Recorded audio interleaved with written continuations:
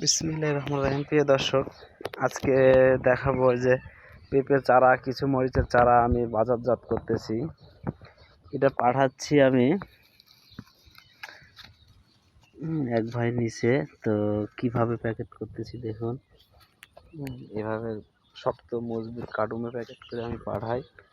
এই যে চারা আছে আমার আরও, এই যে এভাবে পাঠাচ্ছি। আল্লাহর রহমত খুব সুন্দরভাবে যাবে, সমস্যা হবে না। এই যে দেখুন, আর চারা আরও আছে, কেউ যদি চারা নিতে চান নিতে পারেন। আর পেঁপে ধরতেছে আমার বাগানে, এই যে দেখুন, এই যে আমার বাগানে পেঁপে ধরতেছে, ওই যে ধরতেছে, ওই যে ওদিকে গাছে ফল আছে। এরকম পেঁপে চারা নিতে চাইলে নিতে পারেন, যোগাযোগ করবেন। ঠিক আছে, ভালো থাকুন।